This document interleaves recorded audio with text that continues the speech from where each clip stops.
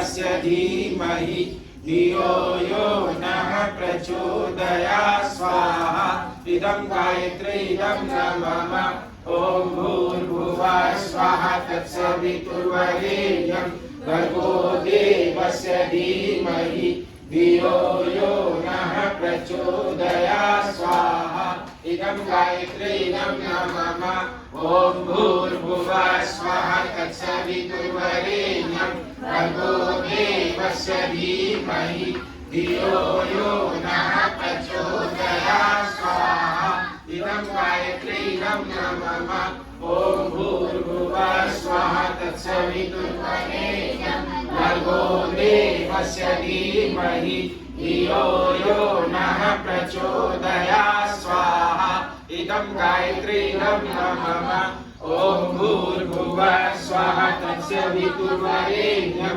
भर्गो देवस्य धीमहि धियो यो नः प्रचोदयात् स्वाहा इदं गायत्री इदं न मम ॐ भूर्भुवः स्वः तत्सवितुर्वरेण्यं भर्गो देवस्य धीमहि धियो यो नः प्रचोदयात् स्वाहा इदं गायत्री इदं न मम ॐ भूर्भुवः स्वः तत्सवितुर्वरेण्यं भर्गो देवस्य धीमहि धियो यो नः प्रचोदयात् स्वाहा इदं गायत्री इदं न मम ॐ भूर्भुवः स्वः तत्सवितुर्वरेण्यं भर्गो देवस्य धीमहि धियो यो नः प्रचोदयात् स्वाहा इदं गायत्री इदं न मम ॐ भूर्भुवः स्वः तत्सवितुर्वरेण्यं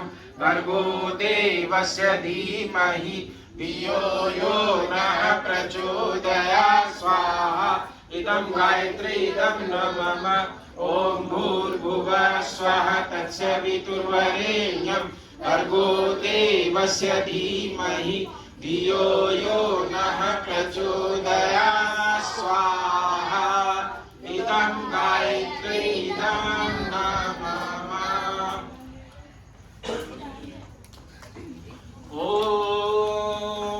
ॐ भूर्भुवः स्वः तत्सवितुर्वरेण्यं भर्गो देवस्य धीमहि धियो यो नः प्रचोदयात् स्वाहा इदं गायत्री इदं न मम। बड़ा सौभाग्य है आपका, अगर इस सौभाग्य को आप पूरा दोगे। परम पूज्य गुरुदेव ने आपको बुलाया है, इस बुलावे को आप ये महसूस करोगे कि नहीं आज से हमें जुड़ना ही है, तो निश्चित रूप से मान करके चलिए कि आप जुड़ते हुए चले जाएंगे। नहीं जी आप ये तो कह रहे हो कि जुड़ते हुए चले जाएंगे, लेकिन जुड़े कैसे? हम पे तो गुरु जी माता जी का कुछ भी नहीं है जी। तो बेटा हमारे यहाँ पर व्यवस्था है, गुरुदेव माता जी की व्यवस्था है देव स्थापना के रूप में। परम पूज्य गुरुदेव का यहाँ से आपको चित्र मिलेगा, और भी मिशन की तरफ से जो भी व्यवस्था होंगी विधिवत आपको देव स्थापना कराई जाएगी। गुरुदेव के साथ में आपका संबंध जोड़ा जाएगा। बेटा संबंध कौन जोड़ता है? संबंध जोड़ने वाले को हम क्या कहते हैं? संबंध जोड़ने वाले को बेटा बिचौलिया कहते हैं। हमें गुरुदेव के बिचौलिया मान करके चलिए। गुरुदेव के बारे में आपको सूचना दे रहे हैं, आपके सौभाग्य की सूचना दे रहे हैं, और गुरुदेव से जुड़ने का एक ही अर्थ है कि आप यहाँ से देव स्थापना। आप यहाँ पर कितने दिन से हैं? 3-4 दिन हो गए? कैसा लग रहा है हमें? बहुत अच्छा है ना। क्यों आए हैं हम यहाँ पर? कुछ सीखने, है ना। बहुत कुछ अभी आपने सीखा होगा 3-4 दिन में। अभी हम जो ये कक्षा है आपकी, ये सत्र है, बहुत लाइट मोड में हम आपस में बातचीत करेंगे। कुछ मैं बताऊंगी आपको, कुछ मैं आपसे पूछूंगी। तो बहुत ही एक कॉमन और बहुत इम्पोर्टेंट, बहुत ही एक आसान लेकिन बहुत ही महत्वपूर्ण विषय हम लेंगे, पर्यावरण। पढ़ते हैं हम क्लास में, हम साइंस भी पढ़ते हैं, हम सोशल साइंस भी पढ़ते हैं, हम ईवीएस भी पढ़ते हैं, तो एनवायरनमेंट के बारे में हम बहुत पढ़ते हैं ना। अभी एनवायरनमेंट डे गया है कुछ दिन पहले, कौन से दिन था? 5 जून, 5 जून को होता है ना। तो एनवायरनमेंट डे के बारे में तो बाद में बात करेंगे। तो पहला एक प्रश्न मेरा आपसे, और सिर्फ हाथ खड़ा करके आंसर देंगे, है ना, ऐसे नहीं देंगे, सारे एक साथ बोलेंगे, बहुत अनुशासन के साथ, क्योंकि वो भी चीज हम सीख रहे हैं ना यहाँ पर, अनुशासन। क्या होता है पर्यावरण? अगर मैं इंग्लिश में क्वेश्चन करूं व्हाट इज एनवायरनमेंट, आप उत्तर हिंदी में ही मुझे दें, पर्यावरण क्या होता है? बैठे बैठे देंगे, लेकिन हाथ खड़ा करके देंगे। हाँ जी,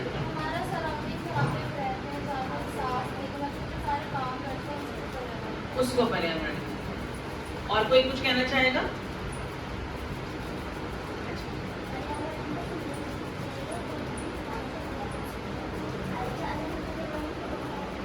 अगर हम पर्यावरण को गंदा करेंगे तो हमारे जो जीव है, हमारे आसपास के रहते हैं, उन्हें जो अगर हम उन्हें गंदा खाना देंगे, वो गंदी चीज़ खाएंगे, तो हम भी मतलब हमारे पर भी वैसा ही प्रभाव।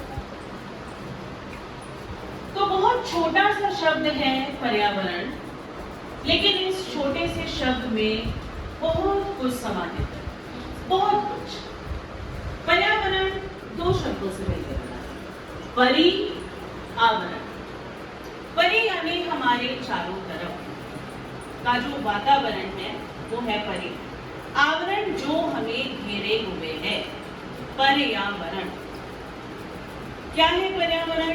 पर्यावरण में हर तरीके के घटक हैं, भौतिक, जिसे आप फिजिकल कंपोनेंट्स कहते हैं, ठीक है। मैं थोड़ा सा साइंस से भी रिलेट करूंगी ताकि आप अच्छे तरीके से बात को समझ पाए। रासायनिक, केमिकल कंपोनेंट्स कहते हैं जिनको आप, और जैविक, जिन्हें आप बायोलॉजिकल कंपोनेंट्स कहते हैं। तो ये जो पूरा हमारा सराउंडिंग्स है, जिसमें भौतिक, रासायनिक और ऑर्गेनिक, इनऑर्गेनिक, ये सारे कंपोनेंट्स इसमें शामिल हैं, वो है हमारा वातावरण। और उस पर्यावरण का जो हमारे से रिलेशन है, हमारे से जो उसका संबंध है, वो है पर्यावरण का सबसे महत्वपूर्ण घटक। पर्यावरण में जैविक भी है, अजैविक भी है। जैविक यानी बायोटिक, जिनके पास लाइफ है। कौन से हैं जैविक? Humans, animals, plants. बर्ड्स तो एनिमल्स में ही आ जाते हैं, ठीक है ना, उसी में ही आ जाता है। यानी कि ये सब जैविक हैं, जिनके पास, जिनकी सांसें चल रही हैं तो जिंदा है। और अजैविक स्थल, वायु, ठीक है, जल, हवा, इनका जो हमारे ऊपर प्रभाव पड़ता है, इनका जो हमारे से संबंध है, पर्यावरण और हमारा संबंध एक अमर संबंध है, जिसे कभी भी नकारा नहीं जा सकता। क्या पर्यावरण और हमारे संबंध को कभी नकारा जा सकता है? हम अपनी हर आवश्यकता के लिए हम पर्यावरण पर निर्भर करते हैं, हर आवश्यकता के लिए। सदा से ही ह्यूमंस ने, इंसान ने, मनुष्य ने अपनी आवश्यकताओं को पूरा करने के लिए इस वातावरण से, इस पर्यावरण से लाभ उठाया है। हर आवश्यकता को पूरा करने के लिए, अपनी जल की आवश्यकताओं को पूरा करने के लिए, अपना फर्नीचर बनाने के लिए, अपने जो है मकान बनाने के लिए, खेती के लिए, हर काम के लिए किसका करा है? पर्यावरण से उसके जो है वस्तुओं को जो है प्रयोग में लाए हैं। लेकिन कहीं ना कहीं इतना अधिक प्रयोग इन संसाधनों का किया गया, जरूरत पूरा करने तक तो ठीक था, आवश्यकताएं पूरा करने तक तो ठीक था, लेकिन जब ये आवश्यकता लालच में बदल गई, लालच में बदली ना, या नहीं बदली? अच्छा आप मुझे बताओ, ऐसा लगता है ना हमें कि बहुत ज्यादा लालच में बदल गई। तो वो आवश्यकता जब लालच में बदली, जो एक लग्जूरियस लाइफस्टाइल हम जीने लग गए, एक ऐशो आराम वाला जो हम जब लाइफस्टाइल जीने लग गए, तो इस पर्यावरण का इतना ह्रास शुरू हुआ, इतना ज्यादा इस पर बुरा प्रभाव पड़ना शुरू हुआ, जो आज हमारे लिए घातक साबित हो रहा है। दिख रहा है ना हमें ऐसा? बहुत लंबा ये विषय है, एक एक छोटे छोटे विषय पे थोड़ी थोड़ी बातचीत करेंगे, ठीक है? लेकिन ये प्रकृति कितनी सुंदर है, कितना आनंद हमें देती है। अब आप बहुत अच्छी सी जगह पे यहाँ रह रहे हैं, आपको हरी घास भी दिख रही है, आपको हरे पेड़ भी दिख रहे हैं। शाम के समय और बिल्कुल प्रातः के समय जब आप उठते होंगे तो आपको पक्षियों के चहचहाने की आवाज भी आती होगी, है ना?